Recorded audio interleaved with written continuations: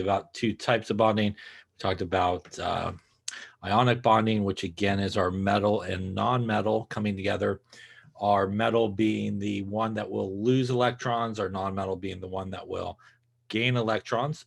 The result of that is, as we've talked about, a actual transfer of electrons from the metal to the non-metal. That's going to result in our ionic bond that's going to form between basically our cation from the metal and our anion from the non-metal. What's going to hold that whole sort of unit together is that opposite attraction basically between the two. So the positive and negative attraction holding that together.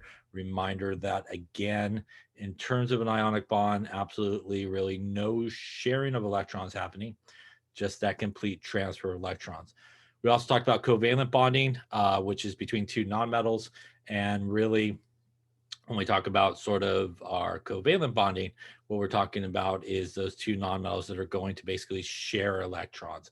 And again, as we talked about, they're sharing electrons because they essentially, if you look at the periodic table, pretty much the same sort of location, which means they have very similar sort of periodic properties that we talked about, things like electronegativity, things like ionization energy. And what happens when those two get together is ultimately they're going to share electrons. Now, we talked about, how those electrons would be shared. In certain cases, they would be shared equally, which is known as a nonpolar covalent bond. And those electrons can be shared unequally, which is known as a polar covalent bond. It is that electronegativity, which is sort of that overwhelmingly thing that we look at in terms of determining whether or not the bond's going to be kind of polar or non-polar. As we talked about, we could use it to help us determine ionic bonding, but really as soon as we see a metal and a non-metal, we know we're dealing with ionic bonding. So you don't really need the electronegativity values really for that. But it really does help us distinguish between polar and non-polar. And there was the Pauling sort of electronegativity scale, which ran from 0 to 4, 4 being the most electronegative, which is our fluorine, and obviously 0 being not so much electronegative, which would be to the left and down on the periodic table.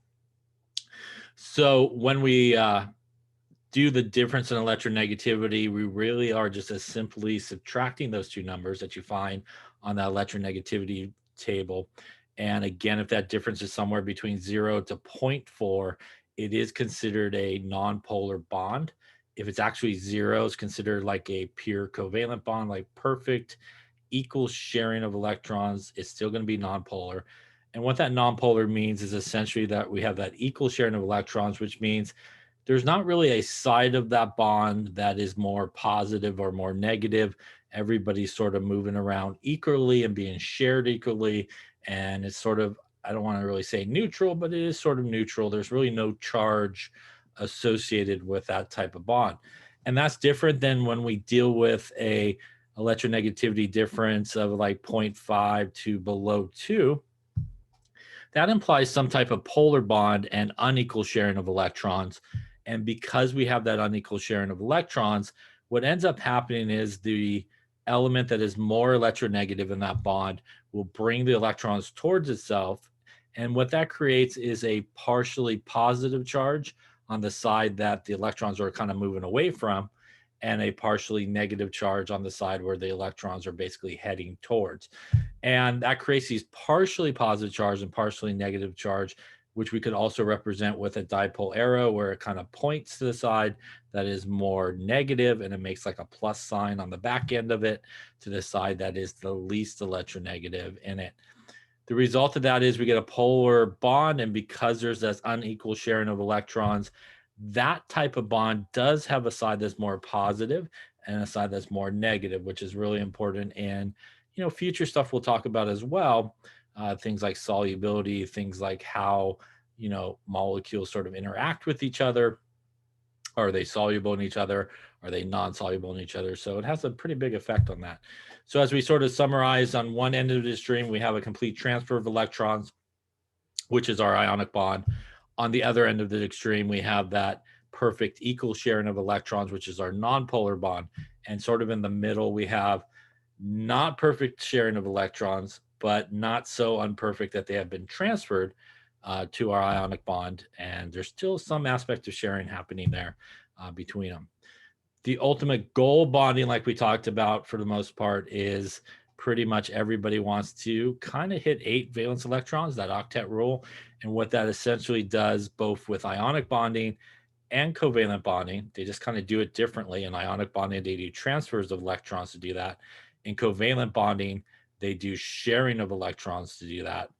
But the ultimate goal is for everybody really to achieve that noble gas configuration. So they want to end up as the same electron configuration as we see with our noble gases. And they do that by sharing electrons. The one really major exception to that is hydrogen, because hydrogen, again, if you look on the periodic table, pretty much just needs to get to helium to basically hit a noble gas, which means hydrogen is only 2 electrons, everybody else 8, but hydrogen just 2 in that particular case. We also talked about how to draw Lewis structures for covalent compounds in addition to ionic compounds. But for covalent compounds, there's a couple of important things. And the first one is you want to make sure you calculate the total number of valence electrons available to you in your picture. You got to make sure that you end up with that exact number when it's all said and done. Remember that the least electronegative atom is usually the center atom.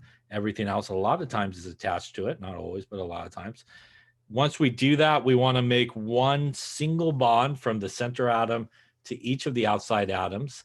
We want to figure out how many electrons are left. Then we want to put those electrons on as pairs on the outside atoms until everybody pretty much has 8 electrons. If you still have electrons after you fill everybody up with dots on the outside, then that's when we go to the center atom, and that's when we put the dots on the center atom. And at that point, hopefully you've distributed all of your sort of electrons. The last thing that you want to do is make sure that everybody meets the octet rule, or 2 for hydrogen. And it's at that point, if somebody does not meet the octet rule, you want to try to fix it by making a double bond. And if all the double bonds sort of don't fix it, then you want to go to a triple bond. Remember that when we make a double bond or triple bond, we're usually doing that to sort of fix an issue or a problem. And you really, in a lot of cases, shouldn't try to double bond or triple bond right out of the box when you're drawing these Lewis structures. Usually might not give you the best structure. And that led us to, I think, the last thing we talked about, which was, how can we maybe determine between a couple of structures that we draw, which one might be a better structure, which one might be a maybe not so good structure. And we could use something known as formal charge to help us do that. We could actually calculate the formal charge on each of the elements in a Lewis structure. And basically the formal charge sort of tells you what the element is carrying in terms of an actual charge in that sort of arrangement, with maybe the single bond, the double bond, triple bond, whatever sort of happening in that situation. To calculate the formal charge like we see on this slide, we take the number of valence electrons in the element. We then subtract it from the number of non-bonding electrons. So those are the dots in your Lewis structures. And we're doing individual dots, so not pairs, but actual dots, minus 1/2 the number of bonding electrons. So those are typically your lines in your Lewis structure. And when you do that, you could calculate the formal charge. In general, things with 0 formal charge is kind of ideal. Things where we don't have very large positive 2s or 3s or numbers like that, those are not usually very good numbers for formal charges. And if there's sort of like an equal distribution of formal charges, we're looking for the more negative formal charge to be on the more electronegative atom. So that's another way you could kind of distinguish between different structures to help you decide sort of which one would be a better one. We sort of did a couple of examples here at the very end on this slide. So just to kind of go back over that, again, if we looked at our 2 sort of formaldehyde examples on the left, when we calculated the formal charges for everybody on the structure on the far left, we ended up with a 0 for the hydrogens, a -1 for the carbon, and a +1 for the oxygen. While a different arrangement where basically everybody was attached to the carbon, we ended up getting formal charges of 0 on everybody. And that tells us that between the two, really based on formal charge, probably the much, much better structure is the one that's circled there with all the 0 formal charges. And basically kind of shows that, all the electrons are sort of distributed sort of correctly and in the right sort of areas. And it's really sort of the most sort of stable. We also looked at on the right there, a couple of versions of CO2 or carbon dioxide, one where we double bond both sides, one where, again, people like to lay up a lot of bonds as they're drawing these things. So we look on the right there, and we got a triple bond on one side and a single bond on the other. Here again, looking at the formal charge distribution between those two structures, the one with the triple bond ended up with a +1 on the oxygen that was triple bonded, a 0 on the carbon, and a -1 on the single bonded oxygen. While again, when we moved into our double bonded oxygens on each side, we did nail zeros for all those formal charges. And again, that points very strongly to the idea that the double bonded one is the better structure. That's a mouthful, and I think I need a nap. But before I take that nap, any questions on any of that stuff we talked about last time? Maybe it was time before with it too. Okay. All right, so we will then continue on here with our journey of bonding, and we're going to talk a little bit about some of the structural stuff here. We did sort of talk on some of this stuff a little bit earlier, but let's just kind of look at it. Let's first talk about a little bit about bond length, and you absolutely do not need to memorize any of these numbers or anything like that. But what we're going to talk about is sort of the general trend that we see when we look at this. So for example, if we look at the on here to the carbon-carbon single bond, it's 154, the bond length between the two nucleuses, 133 for our double bond, 120 for our triple bond. If we look at our carbon-nitrogen bond, single bond, 143, double 138, and triple 116.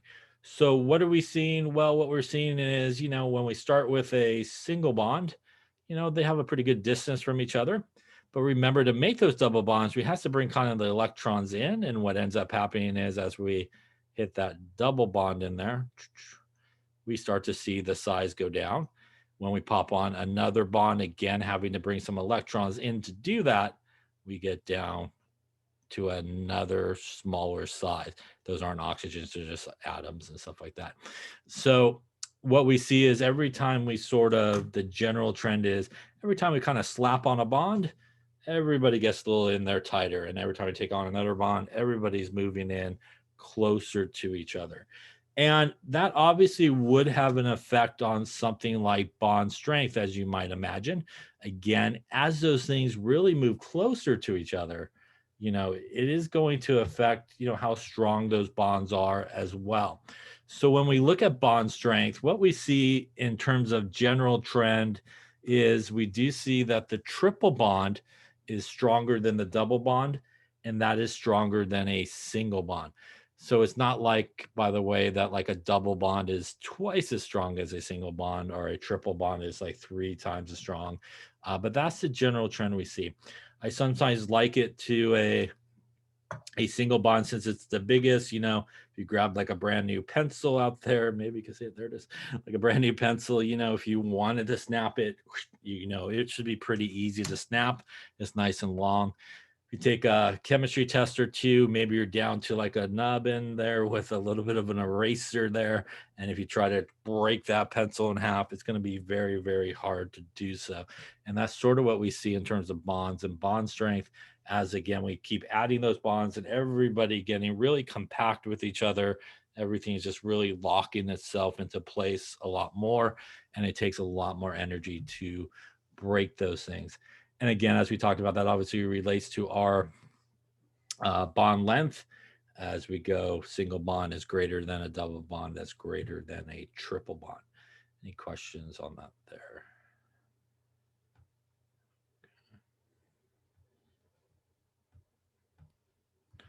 So a little bit about electronegativity. Obviously, we talked about it before. So just to remind everybody again, that electronegativity is the ability of an atom basically to bring electrons towards itself, again, increases as you go up and to the right on the periodic table, with our fluorine being the most electronegative. And again, we kind of jumped on this earlier here, but I'm not sure. We got some extra slides here about it just to reiterate it there. But we do see here again our scale, and you can see as you go up to the right there, we got that increase in electronegativity.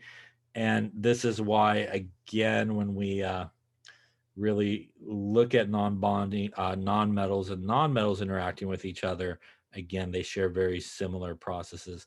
Also a good reminder, as we talked about before, that there is some of that diagonal relationship as we see here. Both of those guys have 3s. Again, both of these guys are 2.5. Again, as we talked about, sort of some are further up and some are further to the right. This we also sort of talked about earlier. So again, here's just that breakdown. I think I might jump the gun a little bit earlier, maybe, or we had some of these slides as well. But again, if you do get sort of a difference of 0 in that electronegativity value, sometimes people will classify that as a pure covalent bond. What does a pure covalent bond mean? It really does mean it's still a nonpolar bond, but sometimes books will do that little distinction that, you got that perfect 0 difference. So that's like perfect equal sharing. And then obviously there's our cutoffs. They do work for the most part on most things. There are exceptions, obviously. This is also another way that sometimes, bonding is, or the bond is sort of characterized, which is percent ionic character. Not a lot of people kind of use that very much these days. They either use polar, nonpolar, or ionic.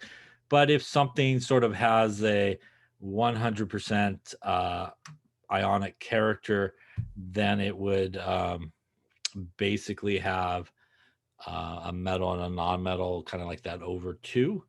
And it would have no covalent sort of situation, as opposed to obviously you get to the other side where there's 0, then it's more of a covalent bond or non-polar bond happening. And then obviously in sort of this range here, you got kind of your non-polar range, and then your polar range, and then obviously your ionic range. So this is, again, in terms of our scale, this is like your ionic range. That would be like your polar range, and that would be your non-polar range in that case. All right, so just to review here, since we did sort of talk about this stuff earlier, again, here we got our chlorine. That obviously would be a non-polar bond, as they both have the same electronegativity. Now, because this happens to be what is referred to as a diatomic molecule, we actually, even though we're really talking about bond polarity, as we talked about as well, we could also say that that guy is going to be not only a nonpolar bond, but this would be a nonpolar molecule as well. And that is because it's a very simple idea here.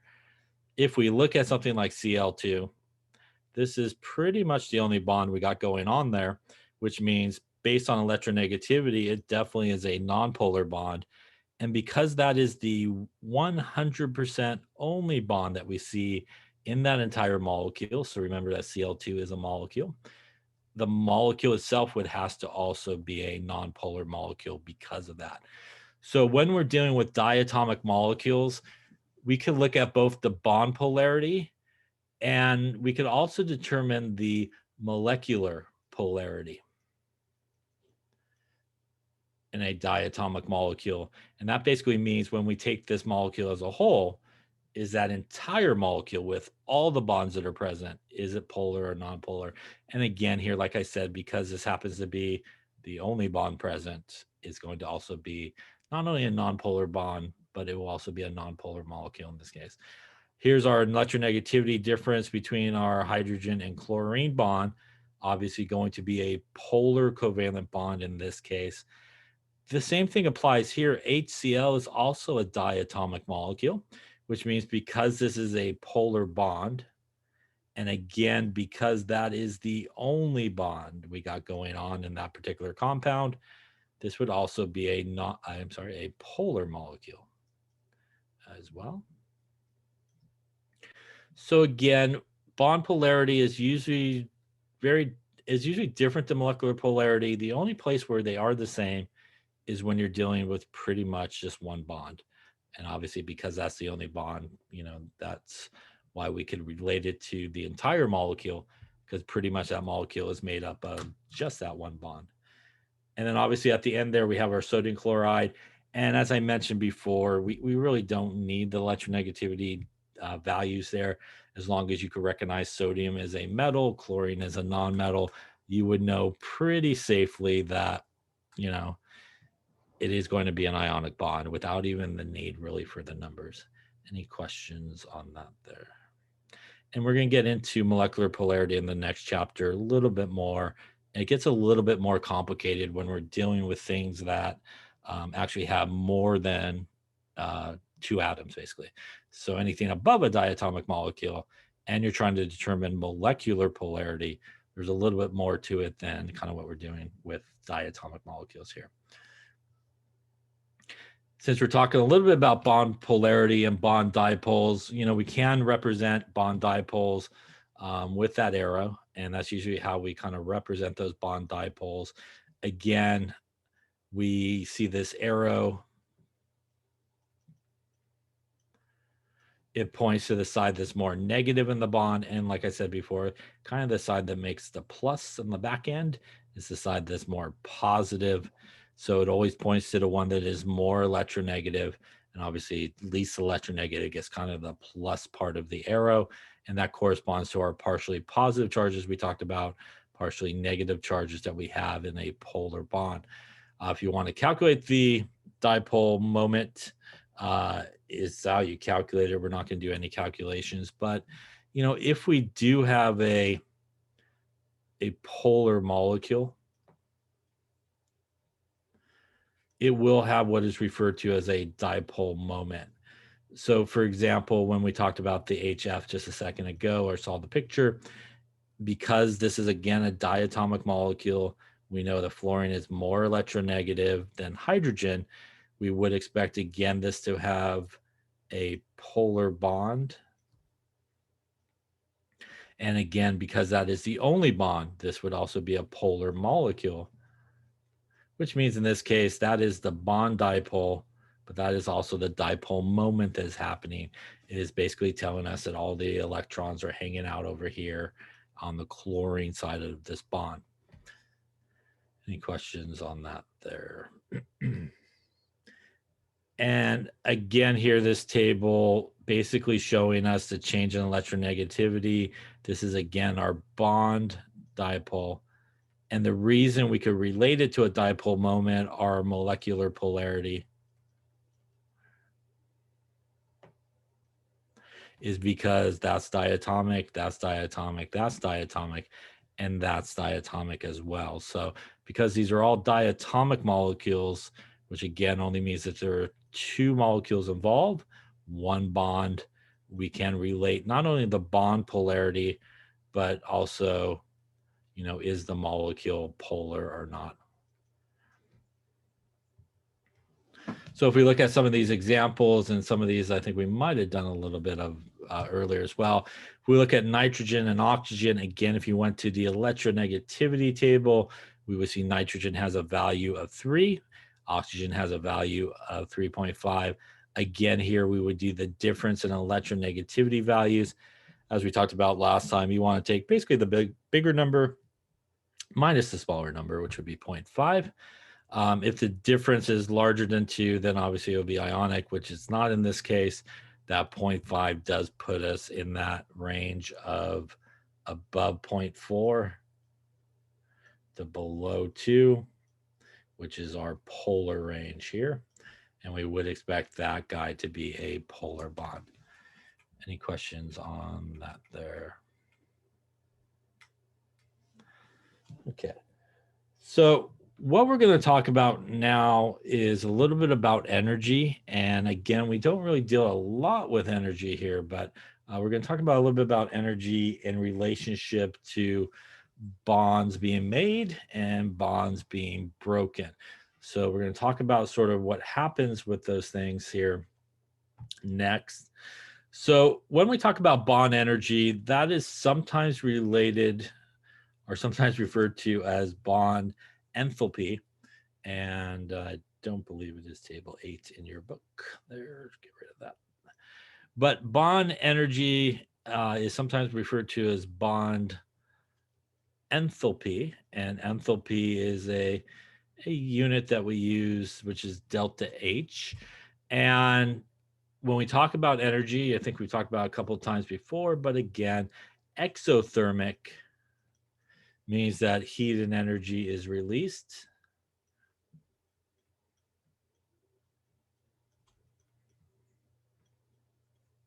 And usually what that means in terms of the energy value, as we kind of talked about, I think with the energy we did with our electrons there, that usually results in a delta H value that is a negative value. So usually when we calculate some type of energy that's negative, it implies that it's an exothermic reaction. Endothermic, on the other hand, is when heat and energy is absorbed. And what we relate to that is a delta H is a positive value in that particular case. Now, there is a certain amount of energy associated with the process of making bonds and breaking bonds. When we actually break a bond, it's actually an endothermic process. So you can think about a bond like, we got a nice bond here. When it gains energy, which would be endothermic, it gains energy and they wiggle away. That's exactly not how it happens, but we'll imagine it does. So they gain all that energy. They're able to basically break apart from each other. The opposite is true when we actually are trying to form a bond. That's actually an exothermic process. So when we form those bonds, it's exothermic, same sort of idea. Again, they're kind of wiggling around. So as they lose energy, they kind of slow down and allow them to sort of come together. And again, exothermic, losing that energy will allow that to do it. We do see energy values that basically correspond to what we were just talking about. So for example, if we look at a double bond between CO and something like carbon dioxide, again, it's about 803 kilojoules per mole to break that. If we go up to a triple bond between the carbon and oxygen, it's about 1073 kilojoules basically to break that bond, or it needs to be released to make that bond. And again, you can see there with that triple bond takes a lot more energy basically to break it. So how do we sort of figure out, the energy required to do that? Well, if you think about basically a reaction, if you have one, you have your reactants that go to products. And essentially what's happening is pretty much everybody over here has got to break apart all their bonds, right? So they got to break apart. So we're going to break all the bonds that we see here on the reactant side. What happens on the product side is, well, everybody comes back together sort of and recombines, makes new bonds. So we need to make a bunch of bonds over here. So as we were just talking about, to break the bonds, that is an exothermic process. To make the bonds, that is a endothermic process. I'm sorry, I said that backwards there. Let me try that again there. One more time here with feeling. Let's try that again. All right, so to break bonds, it is endothermic, which would be positive. And to make bonds, it would be exothermic, which would be negative. So basically, how can we figure out the total amount of energy required to do that? You could kind of do a simple little thing here. Basically, the delta H based on bond energy is basically the delta H of everything that you broke, all the bonds you broke, plus the delta H of all the bonds that you made. So you basically take an accounting of all the individual bonds, be them single bonds, double bonds, triple bonds that you broke apart, and then you pretty much add it together with all the single bonds, double bonds, or triple bonds that you made. Again, making sure that you do the appropriate sign when you do that. Excuse me. Yeah, so delta H is what's known as enthalpy. It's like a thermodynamic sort of value. Again, we don't really teach too much of enthalpy. You'll see it again in 200B, but delta H basically stands for, get that away, there you go, enthalpy. And just in general, when we think about enthalpy, it usually is what we use to sort of describe overall what's happening in terms of energy in the reaction. So, if we look at a reaction and overall the energy is being given off by the sort of reaction or is releasing a certain amount of energy, we would expect a delta H value basically to tell us the number, obviously, but we would expect it to tell us it's going to be probably a negative number to indicate that that energy is being given off, and vice versa. If overall sort of a reaction kind of consumes energy from the surroundings, then what we would expect to see overall for that reaction is basically the energy value or the delta H value to be a positive value. And when we think about a chemical reaction, we think about sort of enthalpy. A lot of times the way that we calculate sort of enthalpy is sort of final state minus initial state. And when you think about a chemical reaction, your final state is your products and like your initial state is your reactants. So that's why we oftentimes, when you calculate something involving delta H, we oftentimes will kind of do products minus reactants or something like that. And again, you'll see more of that in 200B. They took that chapter out of this class years ago, but we used to talk about it. So you will see some probably conversations along the way as we go through these chapters. Like I said earlier on in the semester, they'll talk about delta H and enthalpy. And, really for us, is this a source of energy for the reaction? And negative or positive tells us endothermic or exothermic. They assume that you probably did that chapter in order, like most people when they go through a book, but I guess we don't. So that's sort of how we could do it. So why don't we look at one just to kind of see what's going on. Also really important, here's sort of a table of those values, which maybe you can see or not, I don't know. We'll take a look. But really when you do this, a couple things are really important. Sometimes they may not obviously give you the Lewis structures like we see there. So sometimes they may just give you the reaction in like, just like a normal reaction. So they'll write something like, excuse me, they'll write, something like CH4 plus Cl2, goes to CH3Cl plus HCl. And, sometimes if you are not sure, you might want to make sure that you know what they look like. And why is it important to know what they look like in terms of their Lewis structures? Is because when you go to this table, there are values for single bonds, there's values for double bonds, there's values for triple bonds. Obviously, the table would be provided for you in a fashion you can read the actual numbers probably.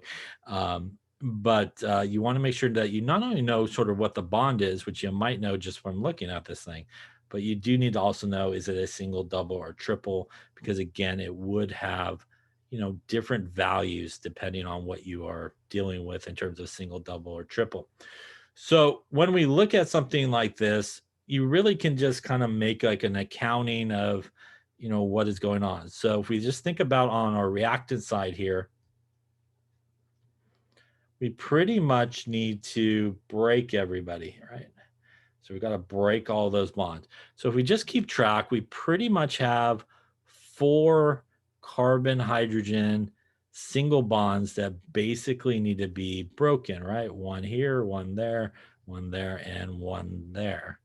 We also need to break 1 chlorine single bond.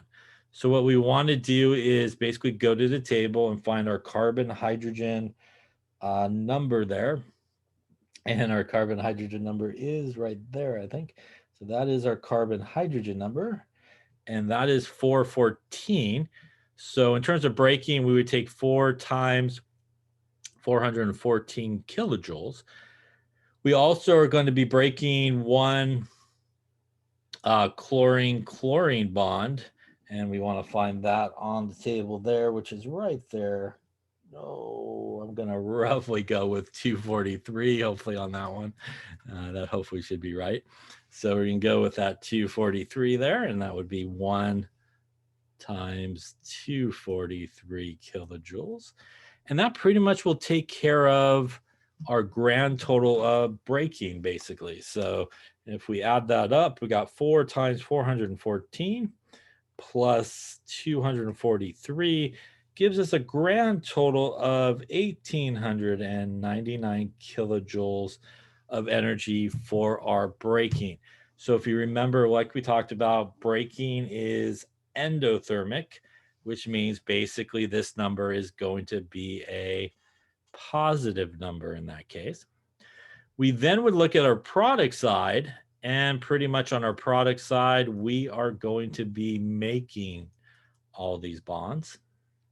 So what we want to think about again is sort of what bonds we have, what type of bonds we have. So again, if you're not 100% on the sort of structure of these guys, you might want to draw just kind of a quick sketch of a Lewis structure, if you will, just to make sure you know if you're dealing with single bond, double bonds, or triple bonds. So let's see what we are basically making on the other side. So what we're making is, in terms of carbon hydrogen, we got 1, 2, and 3 carbon hydrogen bonds. In this case, it would be the same energy, 414. We're also going to make 1 carbon chlorine bond. And if we look that guy up there on the table, that is 8 something, I think. Where is that carbon chlorine? Right there at the bottom, huh? So that is carbon chlorine. Looks like 339, if I am not mistaken there. So we got 1 carbon chlorine at 339 kilojoules. And lastly, we are making 1 hydrogen chlorine bond, which is right there.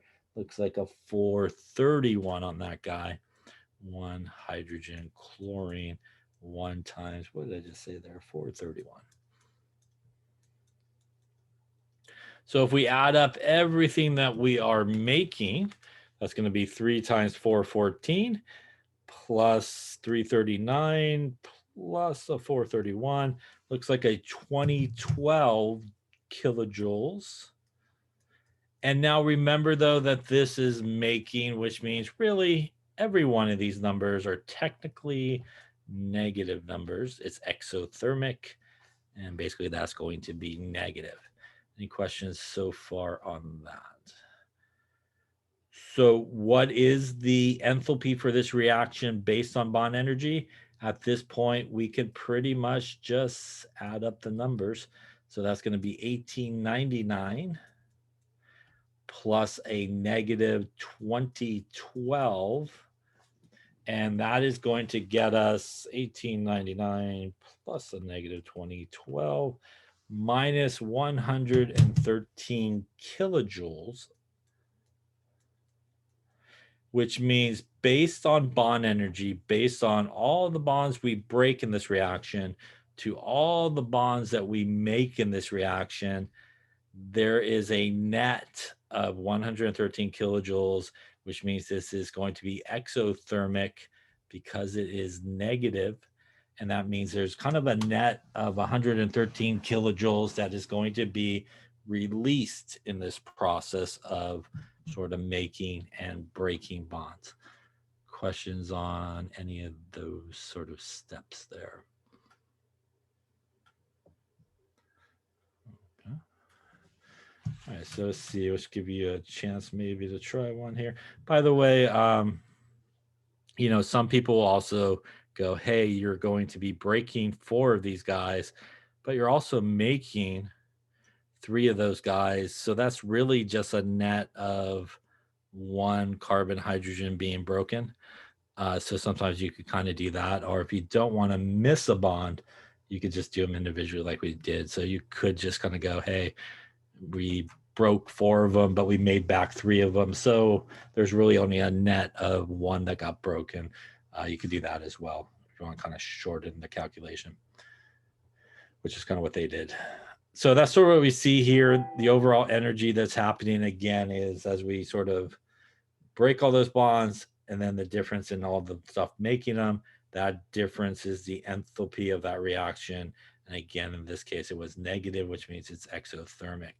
So here's a bigger shot of it. So I'll let you go with it here. Why don't you do the next example, which is H2 plus O2 gives you hydrogen peroxide. So I'll draw it for you so you have an idea. So why don't you use this table, which hopefully you can see this one, I hope, and figure out what is the delta H of this reaction based on bond energy. So take a couple of minutes there and see what you come up with, and then we'll talk about it. Make sure everybody, again, is hopefully in the right direction.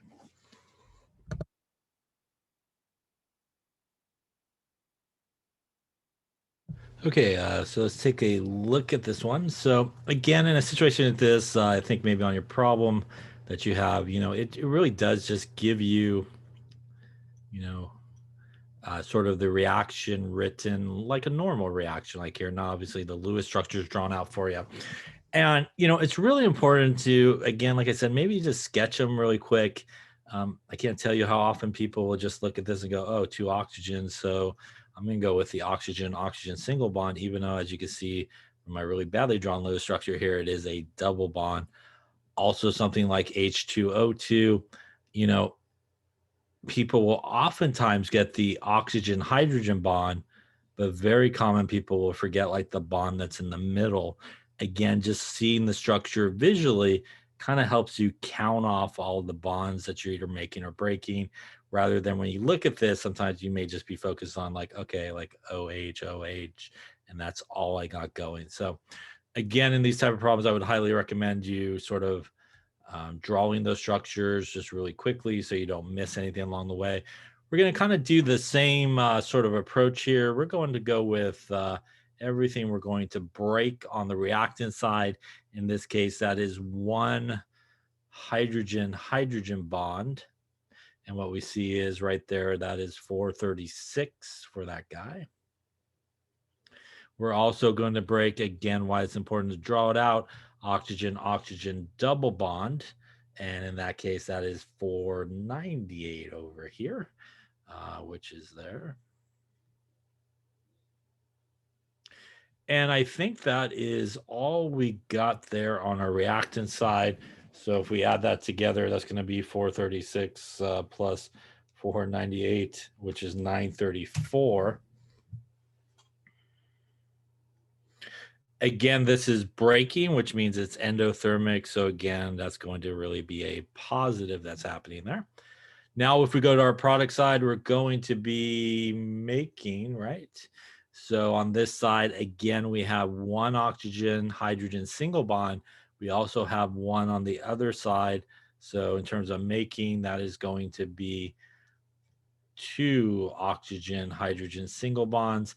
That's going to basically be 2 times the value of that, which is right there. So that is 464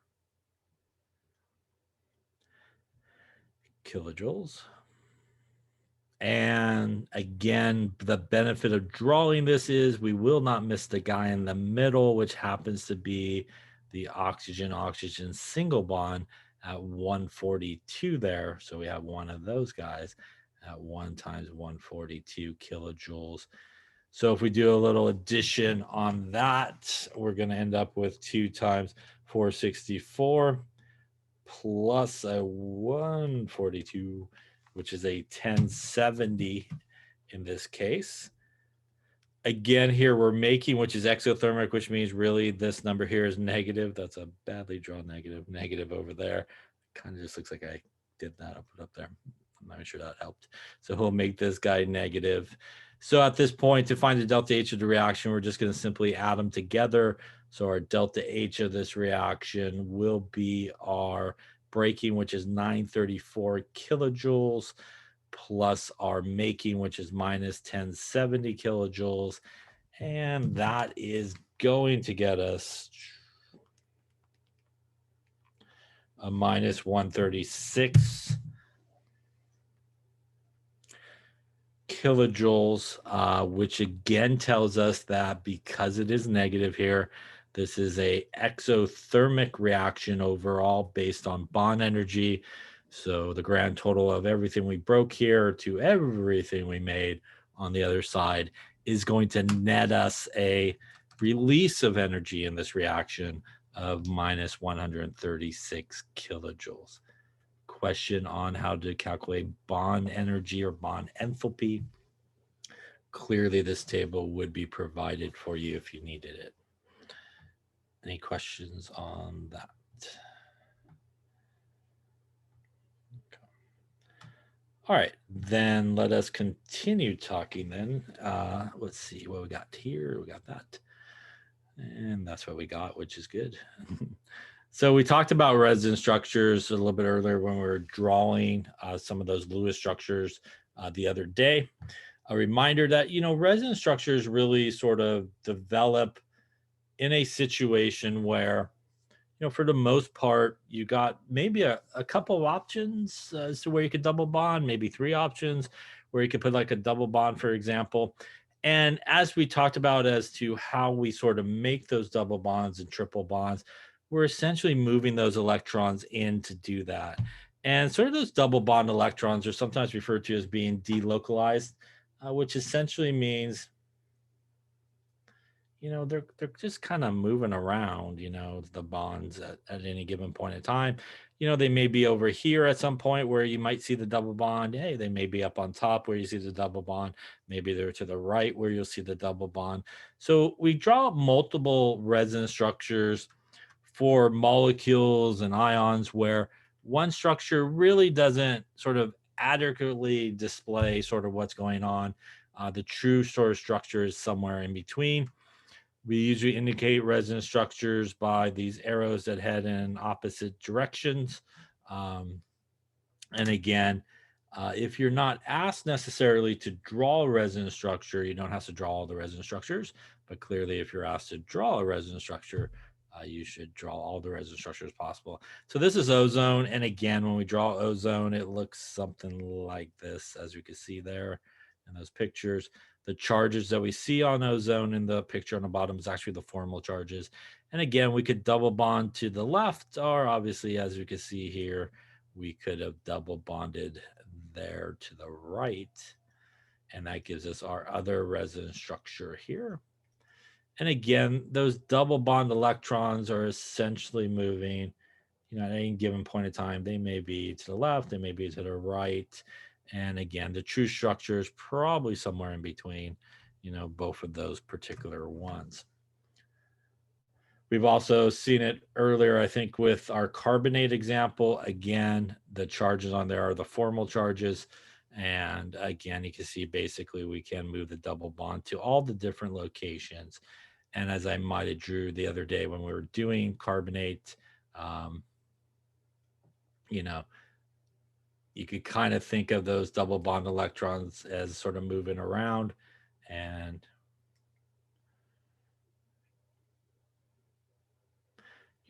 at some point could be over here, but they could be up here at some point, could kind of be moving around here. And again, that's sort of represented by each of these sort of structures. The benzene ring is something in organic chemistry that you see a lot of. Do my best benzene ring drawing here. Basically a 6-carbon ring.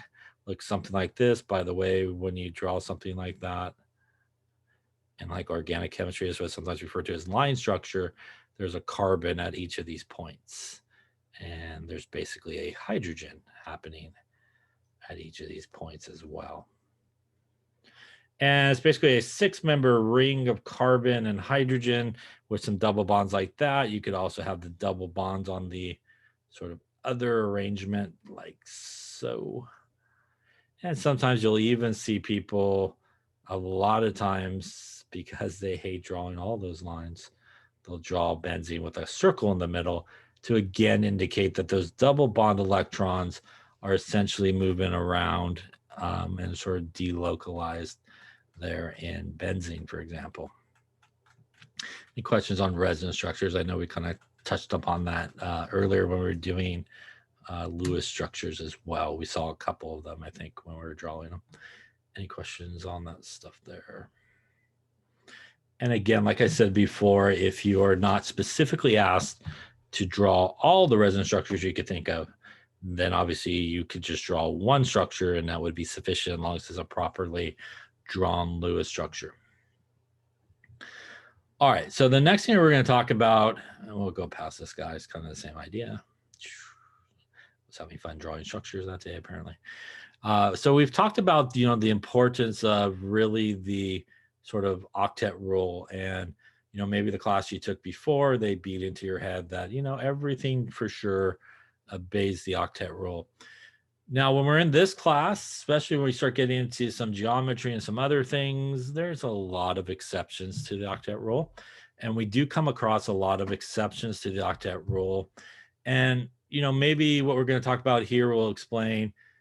Maybe if you took the previous class, you may have seen some Lewis structures drawn for certain sort of molecules or ions where, it had way more than 8 electrons. And, you might have wondered, why that is, or is that okay? And, it can be okay in a lot of cases. So let's talk about some of these exceptions. The first type of exception to the octet rule is one which is referred to as a incomplete octet. Excuse me. An incomplete octet, pretty much like the name implies, means we have not hit 8 valence electrons. So there are certain elements on the periodic table which are, pretty okay without 8 electrons. So for example, even though maybe it doesn't exist, beryllium hydride there, since beryllium is sort of a metal-ish, maybe it really doesn't actually work this way in covalent bonding, but it is perfectly fine with sort of 4 electrons around it. The really main sort of incomplete octet that we see a lot pop up in chemistry are ones that involve boron. Again, aluminum not really involved a lot because it's more ionic bonding. But definitely we see boron a lot. It is sometimes what is referred to as being electron deficient. And again, that's basically because here it has only 6 valence electrons or 6 electrons around it. But it actually is, okay with that, is perfectly fine with that.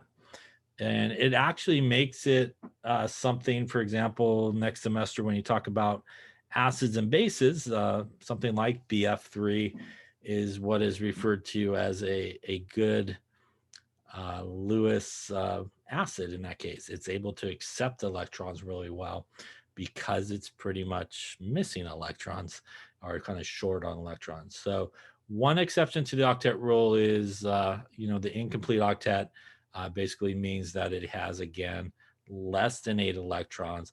And again, probably boron is your one element that really will pop up with that the most. Another couple of exceptions to the octet rule, and the ones that are sort of, we'll see a little bit more of. What was it? Just flew by. The next one is what is sometimes referred to as a odd number of electrons or an odd electron molecule.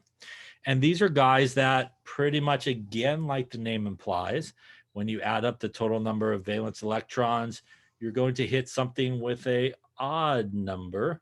And obviously, if we apply electrons in pairs, if you have an odd number, that means you're going to end up with at least one unpaired electron. One unpaired electron, sometimes referred to, maybe you heard of like free radicals, because they're very much unpaired there. A lot of these guys are very reactive usually because of that. They're not really so happy to be in that sort of one electron situation. So that makes them very, very sort of reactive. So in atmospheric chemistry, things like free radicals and chlorine molecules do that a lot. They end up with that kind of one unpaired electron that happens. So one exception to the octet rule being an incomplete octet have less than 8. Another exception to the octet rule is an odd number of electrons have like one unpaired electron that occurs. And then we get to really the granddaddy of them all here in terms of exceptions to the octet rule. It is the expanded octet. And I would say probably 98% of the time in terms of exceptions to the octet rule that we will run across probably in this class. is our expanded octet. So in our expanded octet, they have the ability to actually go more than 8 electrons, hence the name expanded octet. Where does that occur? Well, if you look at the periodic table, let me do my fine artist rendition here of a periodic table. It's also known as a rectangle, I suppose. And if we come over here, you know, we got like this guy over there, that guy over there. Now I'm just getting trying to fancy with the periodic table here. This is period 1. This is period 2 coming across. This is period 3 on the periodic table. And in period 3, right there, number 16, we have our good friend sulfur.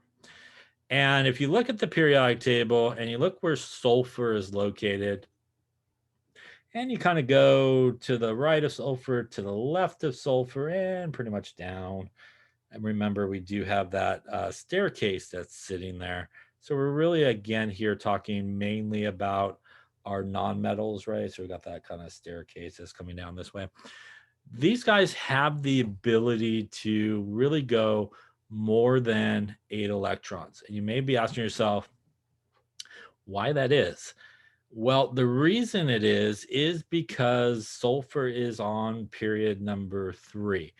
So if we go back to our good friends, the quantum numbers, if n is equal to 3, that means that we are on the 3rd energy level. And if we're on the 3rd energy level, we should know that the orbitals that are available to us on the 3rd energy level, we have our s orbitals. We have some p orbitals happening there.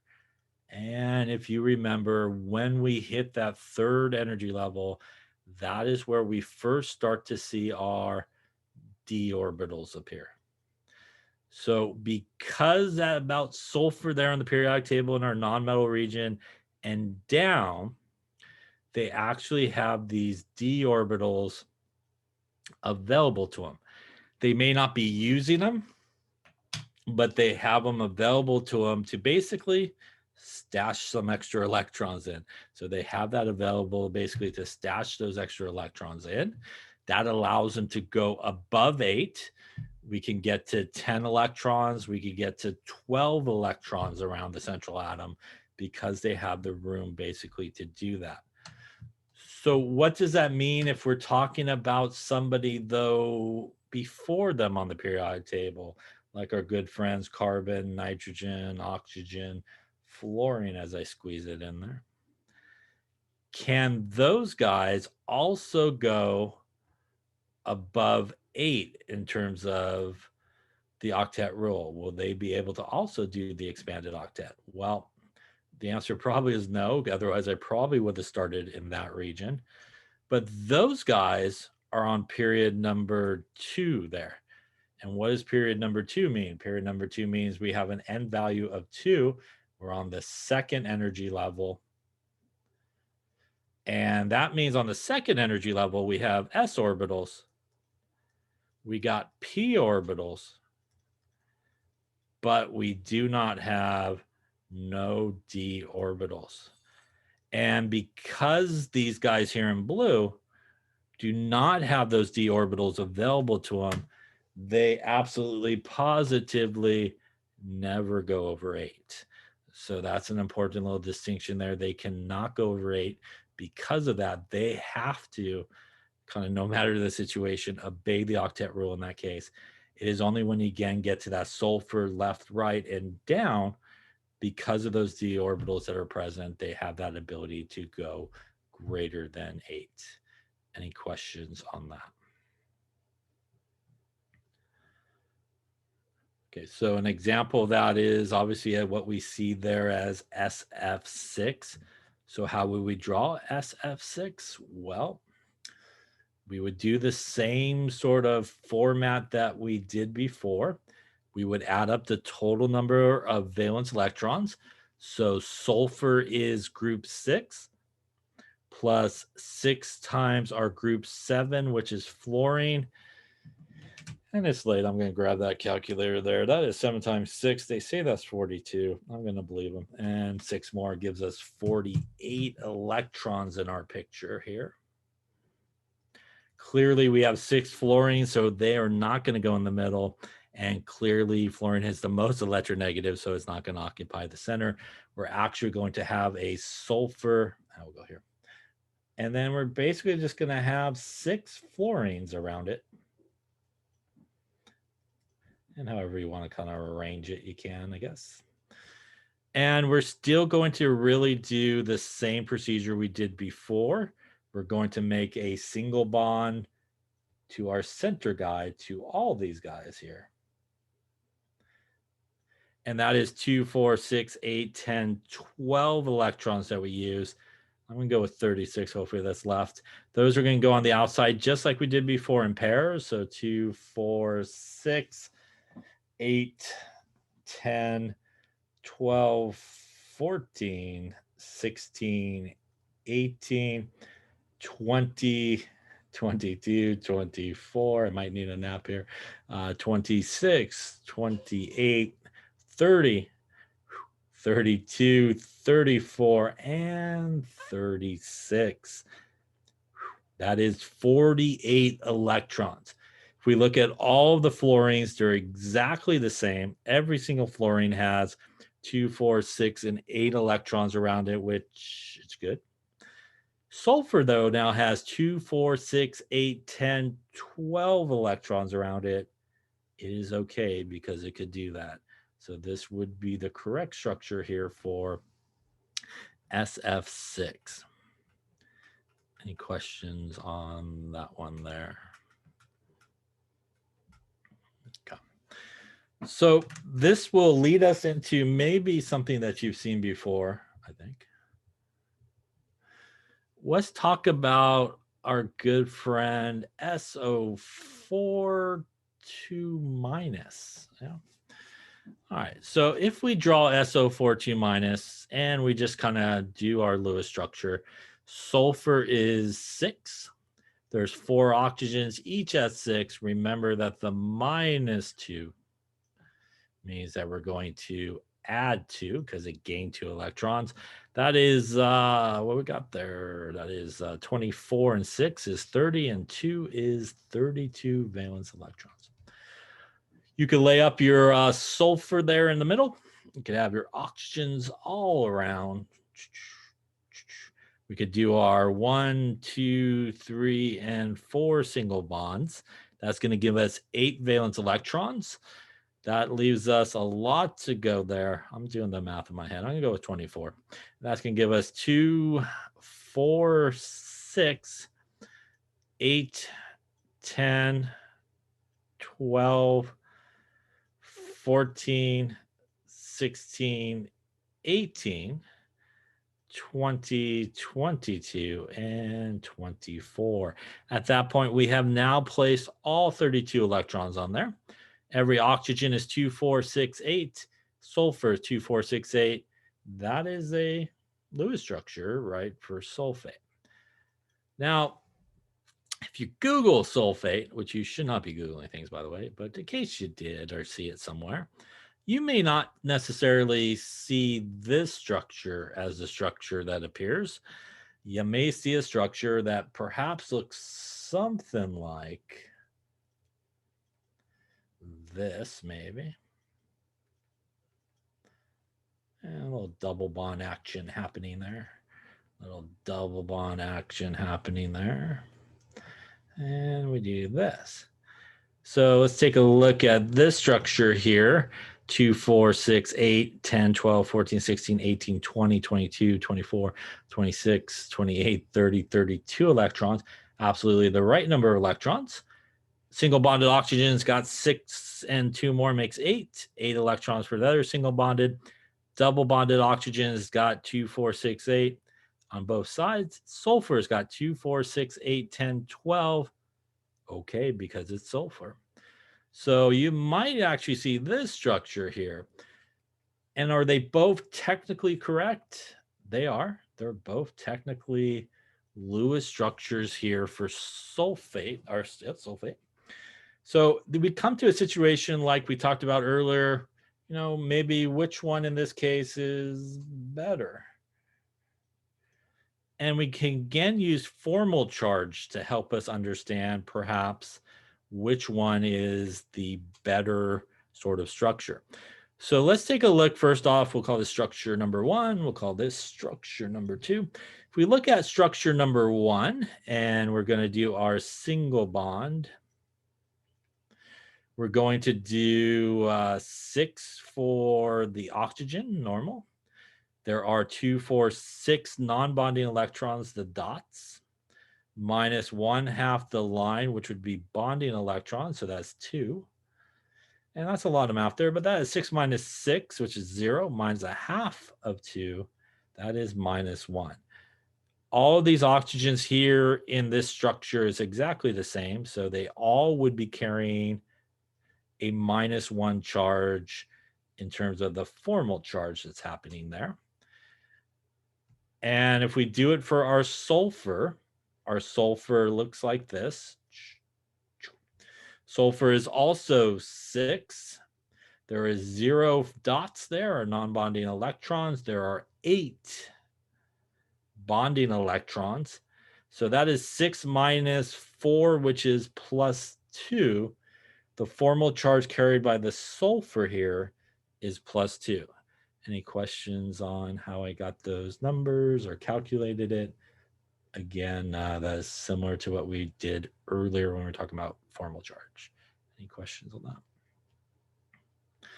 Okay, so let's then move to structure number 2 there and kind of see what we got going in terms of the formal charge for this guy.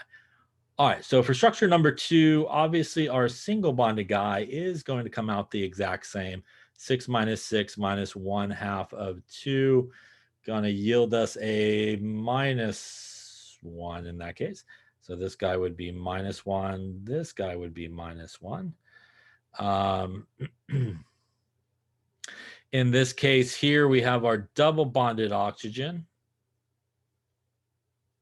which would be 6 minus 4 non-bonding electrons minus 1/2 of 4.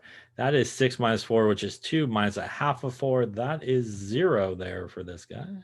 That is 0 there for this guy. And now if we look at our sulfur, which has our double bond top and bottom, single bond left and right, that's going to be 6 for the sulfur, 0 for the non-bonding electrons, minus 1/2 of 2, 4, 6, 8, 10, 12. That yields us a 0 right there. So we're going to now compare both of these. Take a second. And which one should be the better Lewis structure based on formal charge?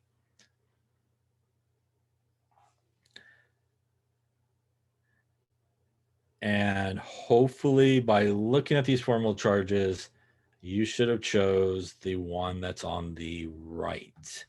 The one on the right, a couple things is good about this. We have 3 0 formal charges happening. We also have the negative ones, which is kind of the same formal charge, and that negative is on oxygen, which is the more electronegative atom. So that's really good. Coming over here, we do have the negative ones happening here, but we don't have any zeroed out formal charge. And we also have a +2 happening here on the sulfur versus a 0 over here.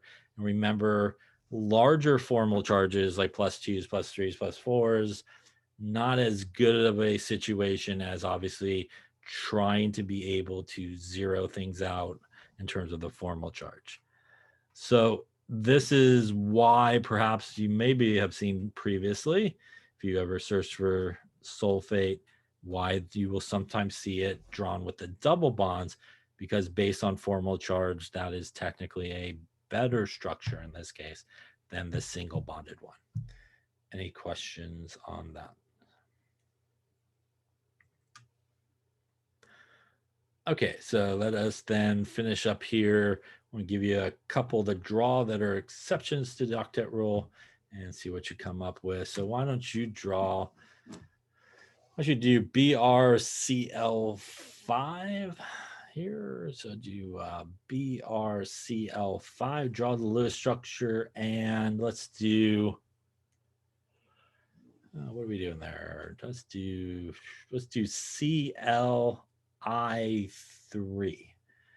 All right, take a couple minutes, draw the Lewis structures for these guys and see what you come up with.